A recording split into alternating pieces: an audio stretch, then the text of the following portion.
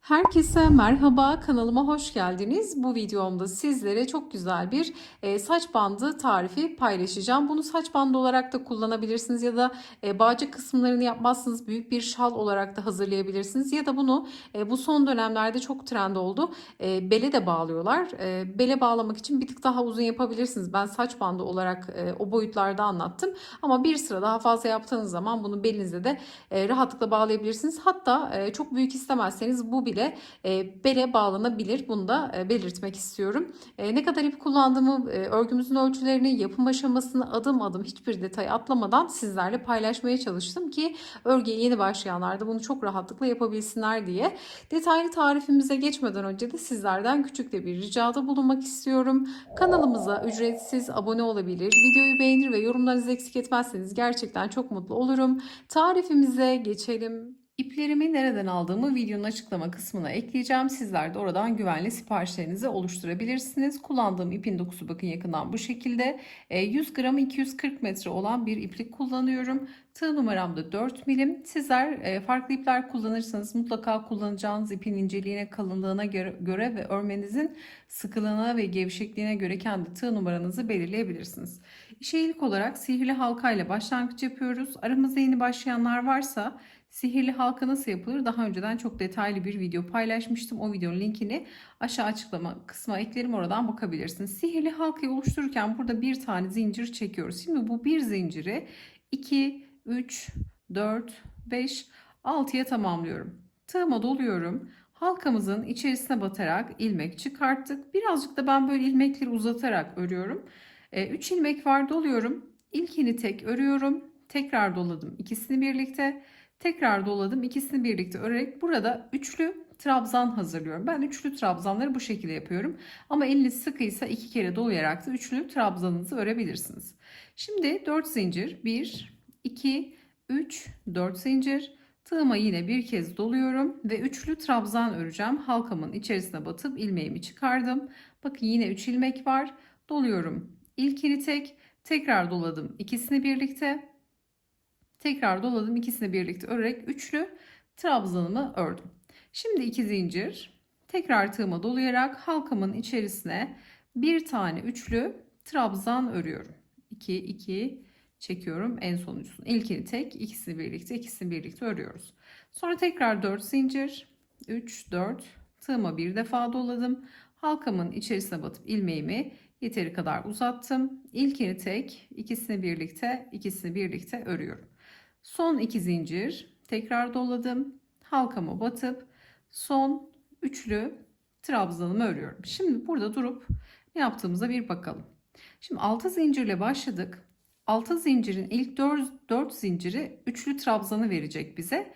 Buradaki 5. ve 6. zincirde şu aradaki 2 zincirlik boşluğu verecek. 6 zincirle başladık. Bir tane üçlü trabzan. Burada 4 zincir, bir tane üçlü trabzan. Arada 2 zincir, tekrar üçlü trabzan, 4 zincir, üçlü trabzan, 2 zincir, üçlü trabzan. Yani 2 4 2 4 2 şeklinde burada toplamda 1 2 3 4 5 tane yuva elde etmiş olduk. Şimdi sihirli halkadan kalan kısa ipi çekebildiğim noktaya kadar çekip şu orta kısmı kilit yapıyorum. Sonrasında her defasında bakın başlangıçta 6 zincir çekerek başlangıç yapacağız. Hep 6 zincir. Şu kısa kalan ipi de en son gizleyeceğiz. Burada hemen 1, 2, 3, 4, 5, 6 zincirimi çekip örgümü çeviriyorum. Örgümü çevirdikten sonra hemen şu kısım bakın direkt tığıma doluyorum. Baştaki 2 zincirlik boşluğu atlıyorum. 6 zincirden sonra direkt gelen 4 zincirlik boşluğa batıyorum bakın. Şu aradaki 4 zincirlik boşluğa geliyorum. İlmek çıkarttım. Yine üçlü trabzanlar öreceğim. İlkini tek, ikisini birlikte. Model tamamen üçlü trabzandan oluşuyor. Şimdi buraya toplamda 7 tane üçlü trabzanı örüyoruz. Şimdi tekrar halkamın içerisine batıyorum. İlmek çıkarttım. İlkini tek, ikisini birlikte örüyorum. Şimdi 4 zincirlik boşluğa 7 tane üçlü trabzan örüyoruz. 3, 4, 5, 6 ve 7. 7 tane üçlü trabzanımızı ördük. Şimdi ara geçişte burada hemen şöyle bir tane özür dilerim 2 tane zincir çekiyoruz. Tığıma doladım ve geldim 2 zincirlik boşluğun bakın olduğu noktaya, geniş boşluklara batıyoruz hep. Burada 2 zinciri çektikten sonra tığıma doluyorum ve 2 zincirlik boşluğa batarak bir tane üçlü trabzan örüyorum. Tekrar 2 zincir, tığıma doluyorum ve bir sonraki 4 zincirlik boşluğa 7 tane üçlü trabzanı örüyorum. 1 2. Bu aşamada eğer çok hızlı ördüğümü düşünüyorsanız videoyu yavaşlatabilir ya da tam tersi hızlandırarak da seyredebilirsiniz. 2 4 5 6 ve 7. Bakın 2 zincire bir tane üçlü trabzan, geçişlerde 2 zincir kullandık. Hep bu 4 zinciri gördüğümüzde içerisine 7 tane trabzan örmüş olacağız. Bitiş yaparken de şimdi 2 zincirimi çekiyorum. Tığıma doladım. Şimdi burada 6 tane zincir vardı. Hemen şu sihirli halkadan sayması zor olacağı için başlangıçta ne yapıyorum? Trabzandan sonra gelen 1-2 zinciri bırakıyorum. 3. zincirin içerisine batarak ilmek çıkarttım. İlkini tek, ikisini birlikte örerek üçlü trabzanlı bu ikinci sıramı tamamlıyorum. Bakın bu şekilde görünüyor ikinci sıra. Şimdi tekrar 6 zincir çekerek yukarı çıkıyoruz. 1, 2, 3, 4, 5, 6 ve örgümü çeviriyorum. Tığımın başına doluyorum. Hemen geliyorum 2 zincirlik boşluğa. Burada bir artış yapmam gerekiyor. Bakın artışlar başta, sonda ve ortada olacak. Şimdi belli bir ritmi var. O kadar kolay bir örnek ki burada mantığını kavradıktan sonra ne kadar keyifli olduğunu sizler de göreceksiniz. 6 zincirden sonra tığıma doladım. Geldim 2 zincirlik boşluğa batıp bir tane üçlü trabzan örüyorum. Şimdi burada 2 zincirlik boşluğu bakın elde etmiş oluyoruz. Şimdi şurada artış yapacağım için buraya bir 4 zincir çekmem gerekiyor. 2, 3, 4. Tığıma tekrar dolayıp aynı boşluğa gelerek buraya hemen bir üçlü trabzan örüyorum ve burada 4 zincirlik üçgen yuvayı oluşturmuş oluyorum. Şimdi geçişlerde hep 2 zincir kullanacağız. Tığıma doluyorum. 2 zincirden sonra baştaki bakın burada 7 tane trabzan var. Şimdi bu noktaya çalışacağız. Baştaki 1-2 tane trabzan atlıyorum. 3.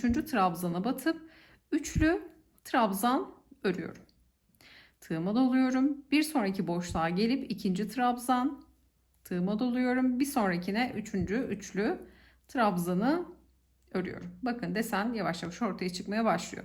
Şimdi 2 zincir. Bakın başta artış yaptık. Şimdi ortada artış yapacağız. 2 zincirden sonra tığıma doluyorum ve burada tek ördüğüm üçlü trabzanın tepesine gelerek bir tane üçlü trabzan örüyorum.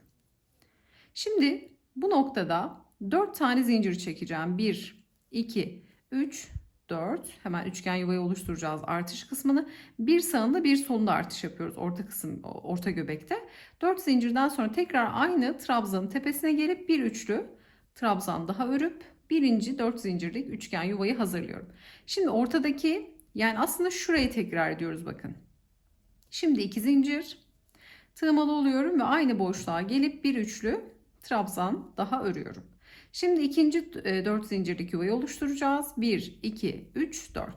Tığıma doluyorum ve aynı boşluğa gelip bir trabzan daha örüyorum.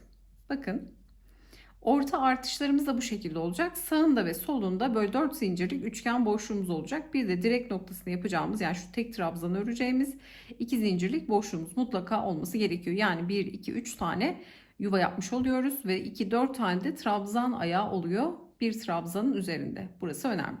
Şimdi tekrar bakın burada ne yapmışsak orta kısma geldikten sonra buradaki yaptığımız işlem birebir yansıması olması gerekiyor. Burada da aynı işlemleri tekrar edeceğiz.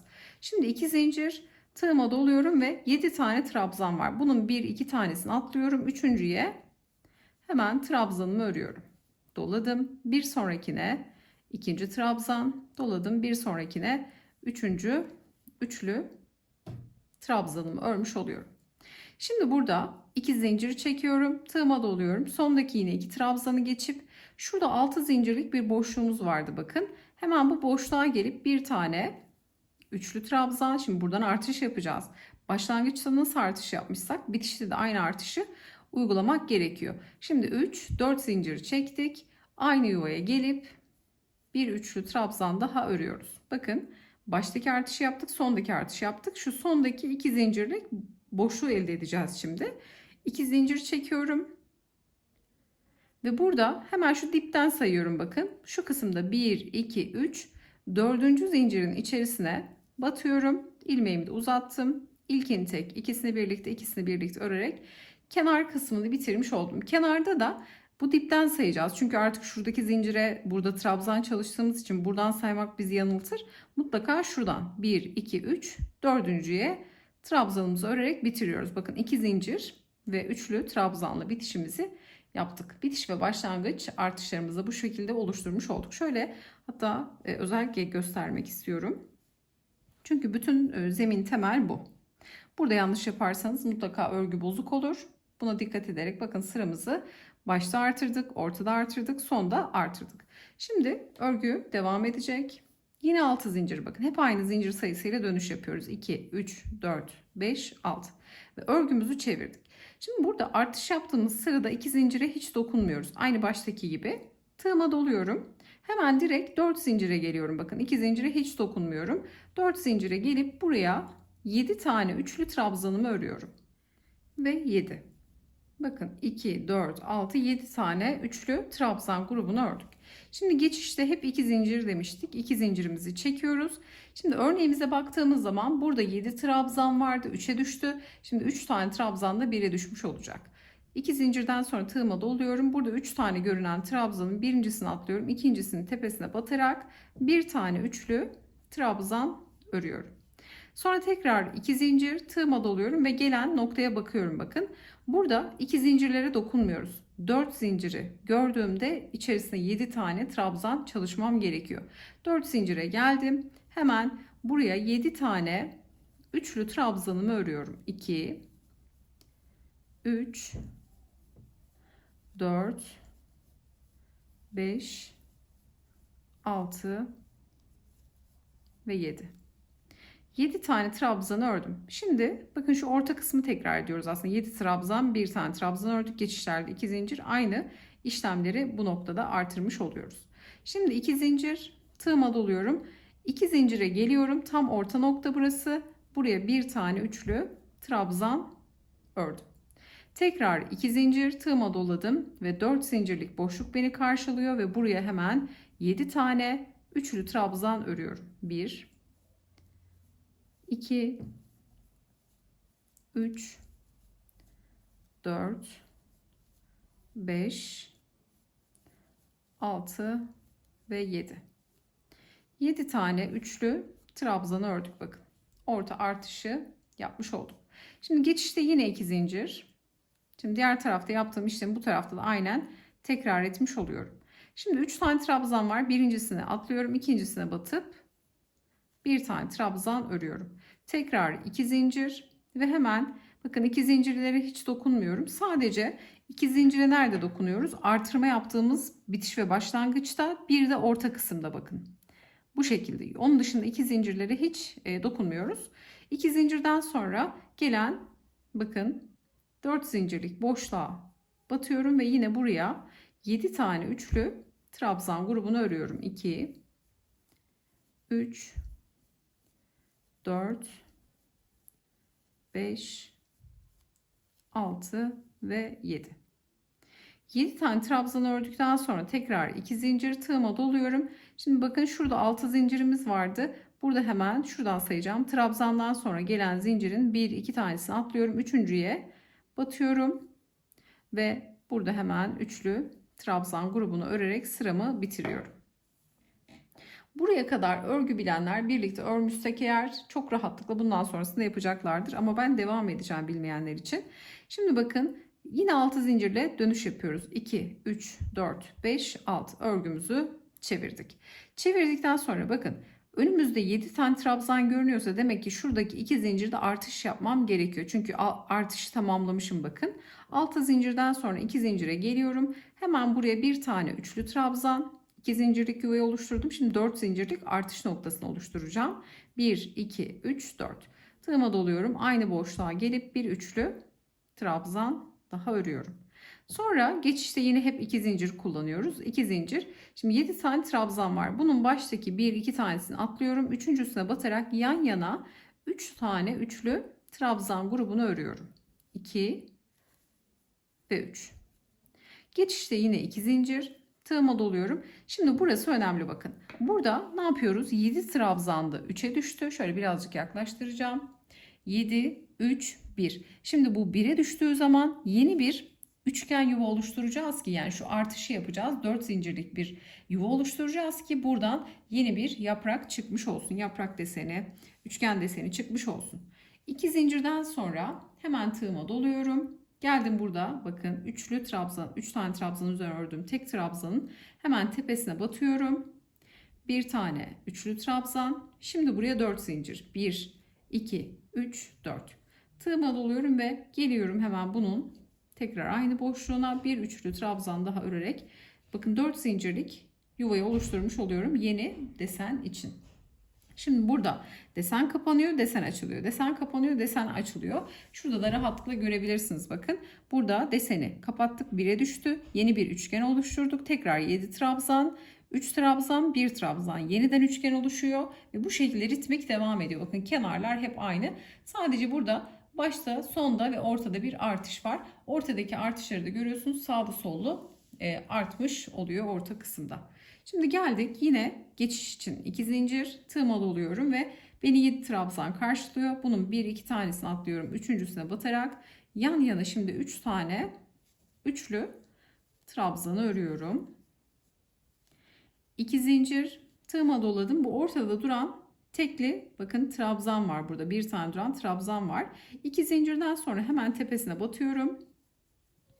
Bir tane üçlü trabzan, 4 zincir, 3, 4.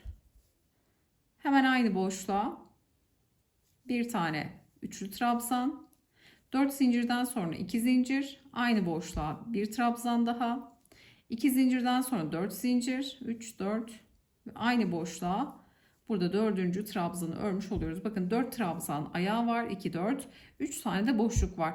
4 zincir, 2 zincir, 4 zincir şeklinde. Yani şu alttaki artışın birebir aynısını yapmış olduk. Artık orta kısım nasıl artıyor?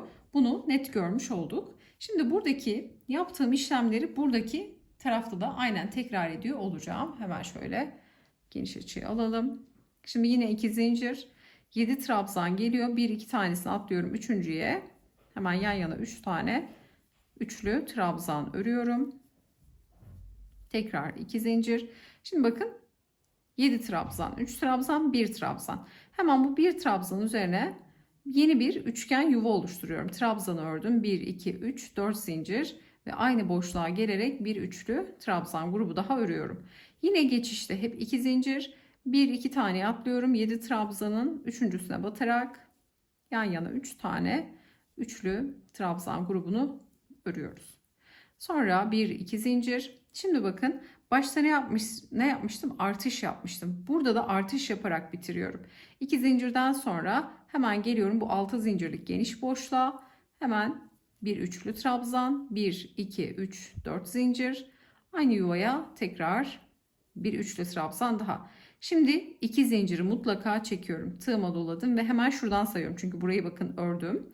Buradan saymam zor olacağı için 1, 2, 3, 4.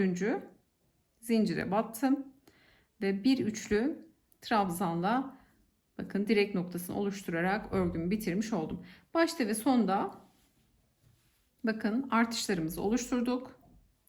Başta, sonda ve ortadaki artışları net şekilde görüyorsunuz. Şöyle durduralım. Belki ekran görüntüsü almak isteyen de olabilir. Bu şekilde bakın bundan sonra hep aynı ilerleyecek.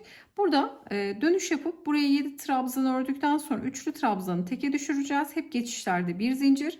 4 zinciri gördüğümüzde de hep 7 tane trabzan çalışacağız. Yani şu üçgenleri gördüğümüzde bakın burada da var sağlı sollu. Hep buraları 7 tane trabzan çalışacağız. Ortadaki artış noktasına da bir trabzan öreceğiz. Bu sırada yani şurayı yapacağız. Bakın şu sırayı tekrar edeceğiz. Sonra tekrar bir artış. Bakın görüyorsunuz. Burada tek trabzandan sonra artış var. Sonra ortaya bir tane trabzan, sonra bir sonraki sıra yine artış olacak. Hep bu şekilde ilerlemiş olacağız. Şimdi bir sıra daha örelim. Burada geliyorum son trabzanı ördükten sonra 1, 2, 3, 4, 5, 6 zincir çekip örgümü çeviriyorum. Şimdi artış sırası olduğu için şu 2 zinciri şimdi kullanmıyorum. Ne yapıyorum? Tığıma doluyorum ve gelen ilk 4 zincirlik boşluğa batarak buraya hemen 7 tane üçlü trabzan grubunu örüyorum. 2, 3, 4, 5, 6 ve 7. Geçişte 2 zincir, tığıma doluyorum ve bakın burada trabzan sayısı 3'e düşmüş. Hemen bir tanesini atlıyorum, ikincisini tam ortaya batıp bir tane üçlü trabzan örüyorum. 2 zincir, tığıma doluyorum. Şimdi üçgen yuva geliyor, 4 zincirlik. Ne yapıyorum? 4 zincire gelip hemen buraya 7 tane üçlü trabzan grubunu örüyorum. 2, 3, 4, 5, 6 ve 7. 2 zincir, hemen yine 3 tane trabzanın tam ortadakine batıp trabzanı 1'e düşürüyoruz. 2 zincir, hemen 2 zincirden sonra 4 zincirlik boşluğa batıp yine 7 tane üçlü trabzan grubunu örüyoruz. Model çok keyifli. Burada yani 3 sıranın tekrarı aslında örnek. 3 sırada bir, bakın 1 2 3 sıra, hatta şu kısmı da sayarsak 4 sıranın tekrarı oluyor. Bitiş ve başlangıçlardaysa hep aynı şeyleri yapıyoruz aslında. 2 sırada bir buralar kendini tekrar ediyor. Modelde 4 sırada tekrarlanıyor. Bakın 1 2 3 4 sırada model kendini yeniliyor. Ama kenarda her yani 2 sıradan oluşuyor. Bir sıra artırdığımız noktayı örüyoruz. Hemen bir sonraki sıra artırıyoruz. Bir sonrakinde artırdığımız noktayı örüyoruz. Bir sonraki sırada artırma yapıyoruz. Bu şekilde ilerliyor bakın. Ortada yine 2 sıranın tekrarı, yani artış kısımlar 2 sıranın tekrarı, modelde 4 sıranın tekrarından oluşmuş oluyor. Bir sıra örüyorsak bir sırada artırma yapıyoruz. Umarım mantığı anlaşılmıştır. Şimdi hemen 7'ye tamamlayalım. 2 4 5 6 ve 7. Sonra 2 zincir, bakın artırma yaptığımız yer, yuvaları oluşturduğumuz yer. Bu sırada artırmaları ördüğümüz yer. Hemen geliyorum 2 zincire, bir tane trabzan örüyorum. Tekrar 2 zincir. Hemen 4 zincire gelip yine 7 tane trabzan grubunu örüyorum 4 zincirlik boşluğun içerisine. Şimdi bundan sonra artık ne kadar büyütmek istiyorsanız o kadar büyütebilirsiniz. Bunu büyük bir şal yapabilirsiniz. Bunu yani başta da kullanıyorlar ama bele de kullanıyorlar. Bele de bağlayarak kullanıyorlar. O da gerçekten güzel oluyor. 2, 4, 6, 7. O şekilde de kullanabilirsiniz. Hangi boyutta yapacağınıza siz karar vereceksiniz. İpinize göre. İpiniz daha ince ise daha fazla sıra sayısı yapabilirsiniz. Kalınsa, benim kullandığımdan daha da kalın bir ip kullanıyorsanız yapacağınız ölçüye göre istediğiniz sıra sayısında yapabilirsiniz. Şimdi bu şekilde model ortaya çıktı. Bundan sonra hep aynı işlemleri tekrar ederek örgümüze devam edeceğiz. Şimdi şöyle gelelim. Burada kaç sıra ördük? Şu artış kısımlarını sayalım. Bakın ortadaki 1, 2, 3, 4, 5 tane artış yapmışım. 7 trabzandan oluşan. Burada diğer sırada bakın yuvaları oluşturduğum artış sırasında da bitişimi yapmışım. Bu model çok güzel oturuyor. Şöyle göstereceğim. Bakın. Normalde 7 tane ördüğümüz trabzan yuvalarını hazırlıyoruz. Kenarda bu şekilde bitirmiş olacağız. Ama istediğiniz sırada bitirebilirsiniz. Yani illaki bu desen olmak zorunda değil. Daha farklı desenler de uygulanabilir buraya. Yani model çok müsait farklı bir örnek çalışmaya da. Şimdi bunu santim olarak da ölçü vereceğim. Bunu da ütüleme vesaire yapmadım. Direkt ördüğüm şekli. Hafif bir buhar verirseniz bir miktar daha genişleme olabilir. Bunu da söylüyorum. Mutlaka böyle içeriği akrilik bir ip olduğu için bunlara böyle çok kuvvetli buharlar, çok kuvvetli ütülerle basmanızı tavsiye etmem. Çok hafif bir buhar vermenizi tavsiye ederim. Çünkü örgü ip kendini bırakır. Şimdi şöyle uçtan uca söyleyecek olursam 49 santim bakın. Uçtan uca 49-50 santim diyebiliriz. Şu üçgen noktası da kenar modeliyle beraber şöyle tuttuğumda yaklaşık 26-27 santim ölçüsünde oluyor. Şimdi şu bağcık noktaları nasıl yapıyoruz? Bunları da göstereceğim sizlere. Tabii bakın örneğin ben burada sık iğneler gittim. Sizler daha farklı örnekler de gidebilirsiniz. İlla böyle sık iğneyle geçmek zorunda değil. Başımıza gelecek noktası bakın burası. Arka üçgen kısmı da böyle görünüyor. Hafif de bir buhar verdiğimizde örgü daha da güzel görünecek. Arka kısmı da bakın bu şekilde görünüyor. Bağcık noktasının ölçüsünü de vereceğim. Çünkü burada belli bir sayıda çekebilirsiniz ya da göz kararı da ayarlayabilirsiniz. Bağcık noktasında ben yaklaşık bir 20-21 santim kadar tutmuşum. Benim için yeterliydi. Ama örneğin bele bağlayacaksanız daha uzun da yapabilirsiniz. Hatta hiç bu bağcık kısımlarını yapmazsınız. Kocaman bir şal çalışırsınız. O da çok güzel olacaktır. Şimdi buradaki örneği büyütelim. Kenar süslemesini, şuradaki sık iğne ve bağcık noktasını nasıl yapıyoruz? Bunu tarif etmeye geçelim. Burada bakın şu an örgümüzün ters tarafını görüyorsunuz. 1, 2, 3, 4, 5 sıra modelimizi tamamladık. Şimdi şuradan baksak daha rahat anlaşılacak. Şimdi bakın bu orta kısımdan da saydığımızda şu modelli kısımları 1, 2, 3, 4, 5 sıra modelimizi ördük. Sonra artış yuvalarımızı yaptık bakın. Artış kısmını sırasını bitirdik. Şimdi örgümüzün tersindeyiz. Burada artık örgüyü çevirip uzun bağlama kısmını yapacağız. Burada ne yapıyorum? Hemen şöyle örgüyü bir zincirle çeviriyorum. Son kısımda zaten yine artışı yapıyoruz. Bakın burada hiç örgü değişmiyor. Şimdi burada bir zinciri çekmiştim. Şöyle düz kısmından gösterdiğimde de rahat göreceksiniz. Son 4 zincirlik üçgen yuvamızı oluşturduk. 2 zincir ve burada 4. zincire batarak 3 trabzanla örgümüzü bitirdik. Şimdi burada 1, 2, 3, 4, 5, 6, 7, 8, 9, 10. Şimdi 41 tane zincirimi çekeceğim. 41 zincir benim için yeterli bağlama kısmı için. Santim olarak da 21 santime yakın oluyor. Sizler bunu daha uzun daha kısa da yapabilirsiniz. Şimdi 41 tane zincirimi çekip geliyorum. Şimdi 41 tane zincirimi çektikten sonra zincirin şöyle düz kısmını değil ters kısmını çeviriyorum. Arkada bulunan kesik çizgileri kullanacağım. Bakın şöyle tek duran ipe batıyorum. Diğer iki ip de tığın diğer tarafında kalıyor. Şimdi 41. zinciri bırakıp 40. zincirin arka kesik çizgisine batıp direkt ilmek çıkartıyorum. 2 ilmeğim var, doluyorum. İkisinin içerisinden geçirerek sık iğne örüyorum. Bir sonraki zincirin arka kesik çizgisine batıyorum. Bakın iki çizgi tığın diğer tarafında kalıyor. Buradan ilmek çıkarıp sık iğneler örerek bağcık kısmını tamamlıyorum. Sizler daha farklı işlemler de yapabilirsiniz bu noktayı. İlla sık iğneyle olmak zorunda değil.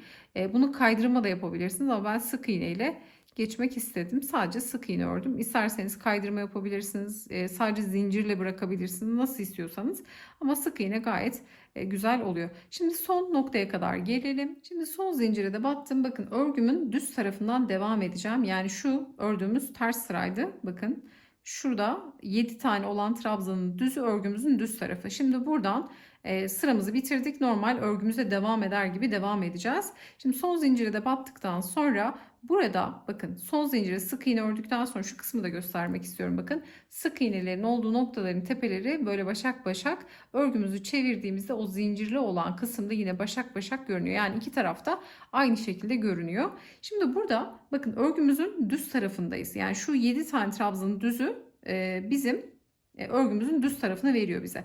Şimdi bakın tersten örgümüzü ördük. Bir sonraki sırada ne yapıyoruz? Hemen kenar süslemesi yapacağız. Artış sırasından sonra demiştim.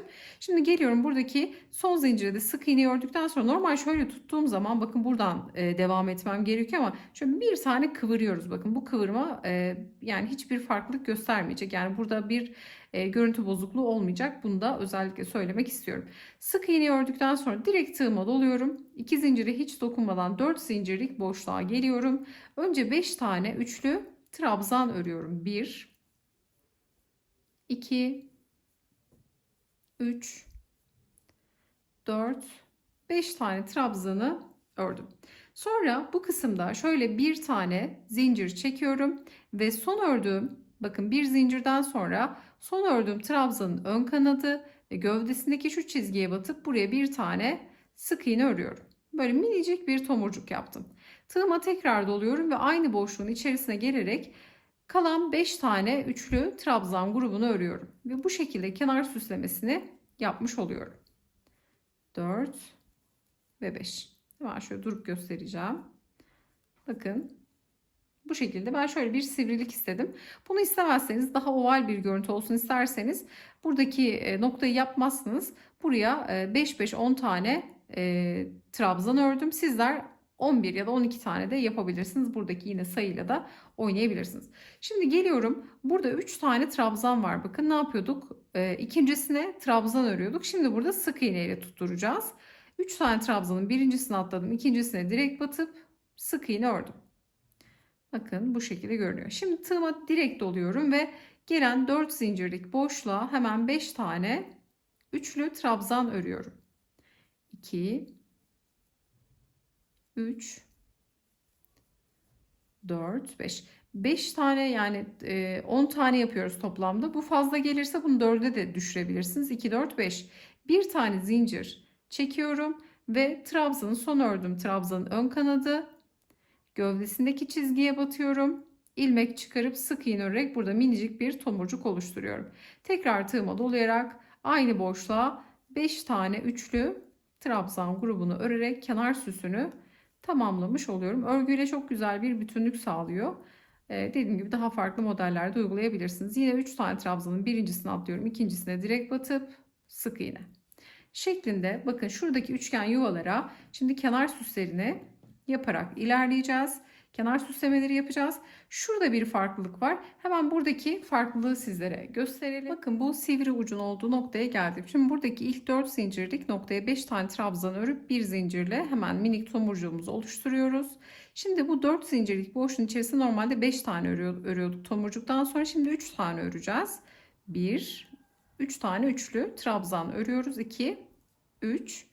Şimdi tığıma doluyorum. Şurada 2 zincirlik bir boşluğumuz var. Buradaki 5 tane trabzanı buraya 2 tane örerek tamamlamış olacağız. Tığıma doluyorum. Hemen 2 zincire gelip 2 tane üçlü trabzan örüyorum. Bakın arada hiçbir şey yok. Hemen direkt 2 tane üçlü trabzan 2 zincirlik boşluğa ördüm. Şimdi tomurcuk oluşturacağım. Bir zincir çekiyorum. Buraya gelip yine aynı şekilde tomurcuğu yaptım. Tığıma doluyorum. Yine 2 zincirlik boşluğa gelip 2 tane üçlü trabzan örüyorum. 1, 2. Şimdi burada 2 tane trabzan tomurcuk, 2 tane trabzan ördük. 2 zincire. Burada da bakın geçişte de yani şurada normalde 4 zincire 5 trabzan tomurcuk, 5 trabzan örüyorduk. Burada 5 değil 3 tane yaptık. Şuradaki 2 trabzanla beraber buradaki 5'i yapmış oluyoruz aslında. Sonra buraya bakın tam ortaya böyle minik bir tomurcuk. Şimdi buraya 2 trabzan ördük. Şimdi buraya 3 tane trabzan öreceğiz. Arada hiçbir şey yok bakın. Tomurcuk vesaire de oluşturmuyoruz. Direkt doladık. 4 zincire geldik. 3 tane üçlü trabzanı örüyoruz. 2, 3. Şimdi tomurcuk yapacağız. Bir zincir çekip tomurcuğumu tarif etmiş olduğum gibi oluşturuyorum. Şimdi 4 zincire gelip 5 tane trabzanımızı örüyoruz. 1, 2, 3, 4 ve 5. Sonra hemen 3 tane trabzan var. İkincisine direkt batıp sık iğne ile modeli bakın oturtmuş oluyoruz. Şimdi sivri uç kısımda bu şekilde tamamlandı. Burada zaten tarif etmiştim. Şöyle birazcık da çekiştirdiğiniz zaman şu uç kısımları örgü el ütüsü mutlaka istiyor zaten. Bu şekilde bakın görüntü ortaya çıkmış oldu. Uçtaki dönüşü bu şekilde yaptık. Şimdi buradaki yaptığımız işlemleri aynen devam ettireceğiz. 4 zincire gelip 5 trabzan minik bir tomurcuk 5 tane trabzan örerek sık iğne ile trabzanları tutturarak örgümüze devam edeceğiz. Ta ki şu uç kısma gelelim. Hemen diğer bağcık noktasını yapıp burayı sık iğne ile nasıl geçiyoruz hemen bunu sizlerle paylaşıyorum. Şimdi bakın son noktaya geldik. Burada 5 tane trabzanı ördük. Şimdi burada artık zincirli kısmı yapacağız ama şu kısma tutunmamız gerekiyor. Burada 1-2 tane zinciri bırakıyorum. 3. zincire direkt batıp bir tane sık iğne örüyorum. Şöyle gevşek bir sık iğne örüyorum. Sonra tekrar 41 tane zincir çekmeye başlıyorum. 2, 3, 4, 5. Şimdi burada 41 tane zinciri çekip yine aynı şekilde sık iğnelerimizi örelim. Hemen şuradaki geçişi paylaşalım. Bakın buradaki son zincire de batıyorum. Arka kesik çizgisine sık iğnemi ördüm. Şimdi burada ördüğümüz bir sık iğne vardı. Şöyle gövdesine batarak buraya bir tane sık iğne örüyorum. Böyle geçiş yapıyorum bakın. Şimdi şuradaki 4. zincirin içerisine batıp bir tane sık iğne. Şimdi burada zincirli nokta geliyor. Hemen buraya şöyle 1, 2, 3 tane sık iğne örüyorum. Buraya 4 de doldurabilirsiniz. Yani ne kadar alıyorsa aslında o kadar sık iğne örüyoruz. Hemen şu bakın trabzanın tepesine bir sık iğne. İsterseniz buraları geçebilirsiniz. Hemen şu geniş boşluğa şöyle 1, 2, 2 tane yeterli olacak. Hemen şu araya bir tane sık iğne. Yani bazısına 2, bazısına 3, bazısına 4 doldurabilirsiniz. Burayı böyle düzgün bir şekilde sık iğnelerle geçmiş olacağız. Yani sayının da aslında çok da bir önemi yok. Böyle 3 tane. Sonra hemen trabzanın tepesine. Sonra 1, 2, yine 3 tane. Ve geliyorum şöyle tepeye. Bir tane. Sanki 3 fazla oldu. Hafif dalgalanma yaptığında sökebilirsiniz. Yani bu sık iğne sayılarını kendinize göre de belirleyebilirsiniz. Önemli olan şöyle şöyle düzgün güzel bir görüntü oluşturmak. Şimdi burada sık iğnelerimizi örerek sıra sonuna kadar geleceğiz. Burada da bitiş yapacağız. Bakın hiç iplik kopartmadan tek sefer örüp çıkıyoruz. Şimdi sık iğnelerimizi örerek buradaki uç kısma kadar gelip hemen hızlı bir şekilde bitişimizi yapıp hafif de bir buhar vererek hemen örgümüzü sizlere o şekilde göstermek istiyorum. Zaten ölçüleri de söylemiştim. Diğer bandananın ölçülerini vermiştim sizlere. Şimdi artık örgümüzü tamamlayalım. Şimdi son noktaya geldik. Buraya 2 tane sık iğne yeterli oldu. Hemen şurada bakın şu boşluğa batacağım ama bu aradaki geniş boşluğa batıp bir tane kaydırma yapıyorum. Şöyle bir tane de zincir çekip ipimi yeteri kadar keseceğim. Hemen şöyle bir 15 santim kadar falan kesip direkt ilmeğimden çıkartıyorum. Sonra daha kolay gizleyebilmek için şöyle bir etamin iğnesine ipimin ucunu yerleştiriyorum. Sonra bakın şöyle ara noktalardan iğne yardımıyla geçiş yaparak ipi güzelce sağlam bir şekilde gizlemiş olacağım. İğne ile gizlenince daha rahat ediyorum. Şöyle arka tarafa alacağım. Trabzanların olduğu noktalardan bakın güzelce ipimizin ucunu sağlam bir şekilde gizledim. Şimdi fazla kalan ipi de kesiyorum. Şimdi dediğim gibi buhar vererek örgümüzün son halini sizlerle paylaşalım. Örgümüzü sizlere tarif etmiş olduğum gibi tamamladım. 100 gramlık bir iplik kullanmıştım. 240 metreydi. İpim artıyor. Bir yumaktan 2 tane dahi rahatlıkla bir saç bandanası çıkartabilirsiniz. Tabii burada kullandığınız ipin metrajı, gramajı da çok önemli. Elinizdeki artan ipleri de kullanabilirsiniz. İlla ki bunun için yeni bir yumak almanıza da gerek yok. Artan ipleri daha değerlendirebileceğiniz gerçekten çok güzel bir proje oldu. Ölçüleri de zaten sizlerle paylaşmıştım. Tarifimiz de bu şekildeydi. Umarım sizler de beğenir ve denersiniz. Yapacak olanlara kolaylıklar diliyorum. Videomuzu beğenmeyi, yorum bırakmayı, kanalımıza abone olmayı unutmayın. Bir sonraki videoda görüşünceye dek hoşça kalın.